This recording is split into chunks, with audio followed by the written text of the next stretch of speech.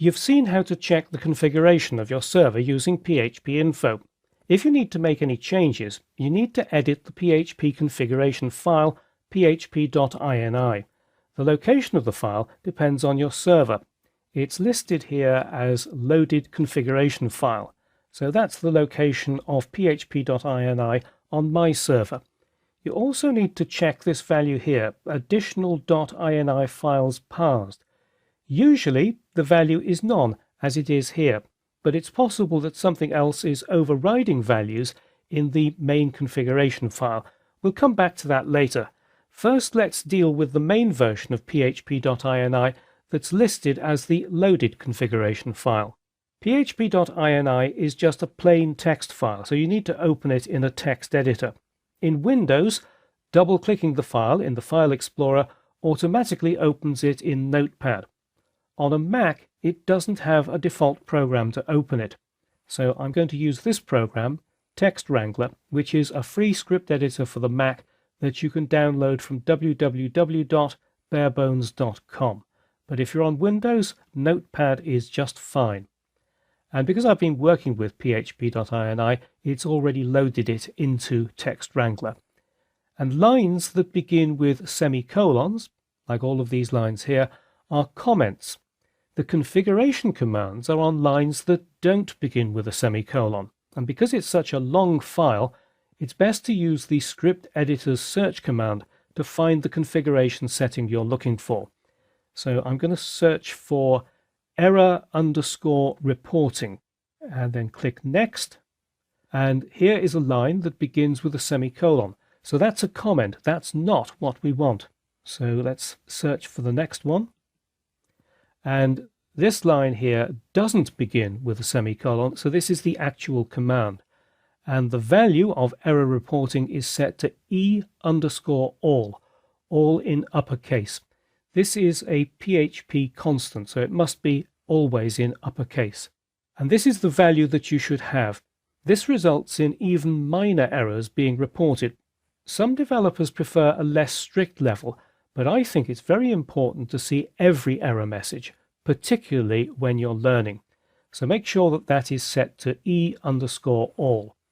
The next thing that we need to look at is display_errors, and that's actually very close by.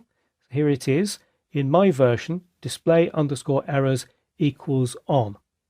That's what we want in a local testing environment. Now the default value in MAMP is off, so you must change this to on.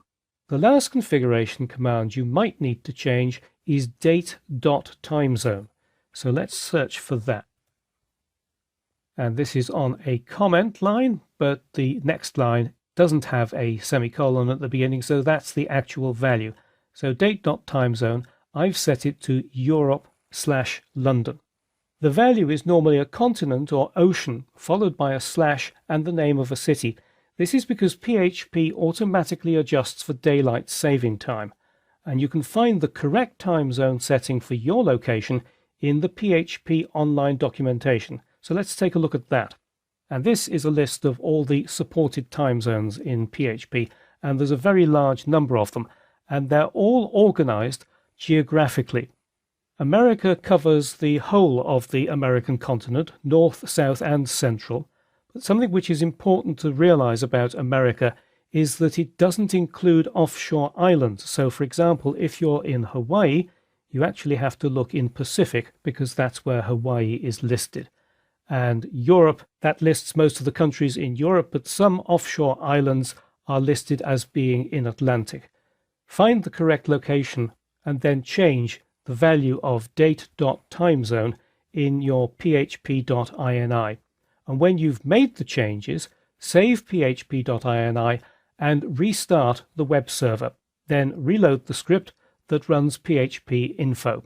So this is php-info here, and when you've made the changes, you should be able to see the changes reflected in here.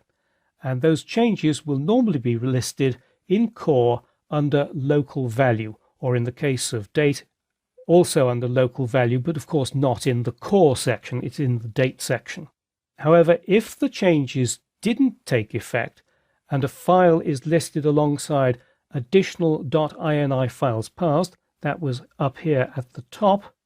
If you've got a different file listed here, then locate that file and make the changes there too.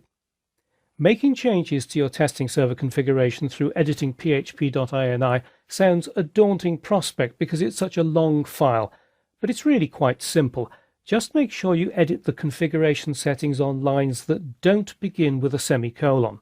And don't forget to restart your web server after making the changes.